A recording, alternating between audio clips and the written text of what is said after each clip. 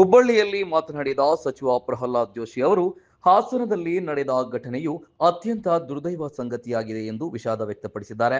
ಮೃತರ ಆತ್ಮಕ್ಕೆ ಶಾಂತಿ ಸಿಗಲಿ ಮತ್ತು ಗಾಯಾಳುಗಳು ಬೇಗ ಗುಣಮುಖರಾಗಲಿ ಎಂದು ಅವರು ಹಾರೈಸಿದ್ದಾರೆ.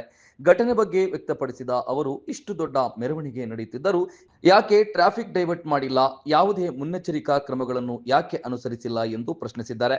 ಈ ಘಟನೆ ಕುರಿತು ಪ್ರಧಾನಿ ನರೇಂದ್ರ ಮೋದಿ ಅವರು ಪತ್ರ ಬರೆದಿದ್ದಾರೆ. ಪ್ರಧಾನಮಂತ್ರಿ ಪರಿಹಾರ ನಿಧಿಯಿಂದ ಪರಿಹಾರವನ್ನು ಪ್ರಕಟಿಸಿದ್ದಾರೆ ಎಂದು ಜೋಶಿ ಹೇಳಿದರು. ಇದರಲ್ಲಿ ಮೊದಲನೇದಾಗಿ ಏನು ಸುಮಾರು 9 ಜನ ಸತ್ತು ಹೋಗಿ ಹಾಸನದ ಮೊಸಳೆ ಹೊಸಹಳ್ಳಿಯಲ್ಲಿ ಗಣೇಶ ವಿಸರ್ಜನೆ ಸಂದರ್ಭದಲ್ಲಿ ಟ್ರಕ್ಕು ಹಾಯ್ದು ಟ್ರಕ್ ಹರಿದು 9 ಜನ ಸತ್ತು 20 ಜನ ಗಂಭೀರವಾಗಿ ಗಾಯಗೊಂಡಿದ್ದಾರೆ. ಇದು ಅತ್ಯಂತ ದುರ್ದೈವ ಸಂಗತಿ. ಅವರಿಗೆ ಮೃತರಿಗೆ ಆತ್ಮಕ್ಕೆ ಶಾಂತಿ ಸಿಗಲಿ, ಅವ್ರ ಕುಟುಂಬದವರಿಗೆ ದುಃಖ ಭರಿಸುವ ಶಕ್ತಿ ಕೊಡಲಿ ಅಂತ ನಾನು ಪ್ರಾರ್ಥಿಸ್ತೇನೆ ಮತ್ತು ಗಾಯಗೊಂಡವರು ಬೇಗ ಗುಣಮುಖರಾಗಲಿ ಅನ್ನುವಂಥದ್ದನ್ನು ನಾನು ಪ್ರಾರ್ಥಿಸ್ತೇನೆ ಮತ್ತು ಪ್ರಧಾನಮಂತ್ರಿಗಳು ಅದಕ್ಕೆ ಸಂವೇದನೆಯನ್ನು ವ್ಯಕ್ತಪಡಿಸಿದ್ದಾರೆ.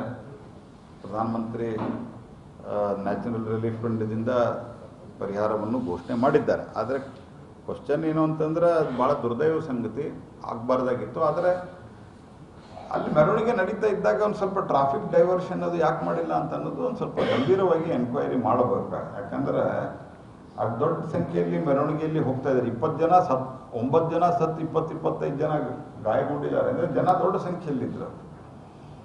ಟ್ರಾಫಿಕ್ ಅದು ಡೈವರ್ಟ್ ಮಾಡೋದು ಬೇರೆ ರೂಟಲ್ಲಿ ಹೋಗ್ತಾ ಇದೆ.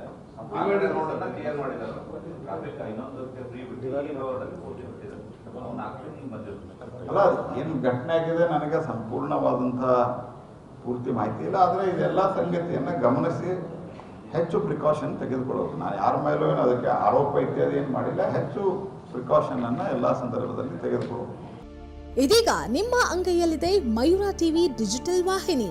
ಹೆಚ್ಚಿನ ವಿಶೇಷತೆಗಳಿಗಾಗಿ ಸಬ್ಸ್ಕ್ರೈಬ್ ಮಾಡಿ, ಶೇರ್, ಲೈಕ್, ಕಮೆಂಟ್ ಹಾಗೆ ಫಾಲೋ ಮಾಡೋದ್ರ ಮೂಲಕ ಪ್ರೀತಿ ಹಾಗೂ ಪ್ರೋತ್ಸಾಹ ನೀಡಿ.